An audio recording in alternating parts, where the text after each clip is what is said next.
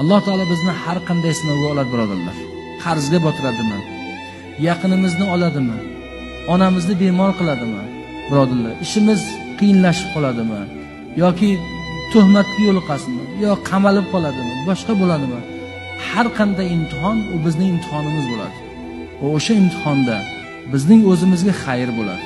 Avvaliga yomon bo'lib ko'rinadi. Siqilamiz, yig'laymiz. Eng yaqinimizning dardiga malham bo'la olmayapmiz deymiz. Masalan, bizni bir parcha etdan katta qilgan onamizni dardiga malham bo'la olmayapmiz deb erkak yig'laydi, o'g'il yig'laydi. Ammo yig'lamasinki, uning zamirida ham albatta uning ham onasining ham xayri bo'ladi. Hech qachon Alloh subhanahu va taolo ibodat qilgan, yaxshilik yo'lida yurgan musulmon bandasiga zulm qilmaydi. Ko'zga yomonlik bo'lib ko'ringan narsa aslida uning xayri va yaxshiligi bo'ladi, birodarlar.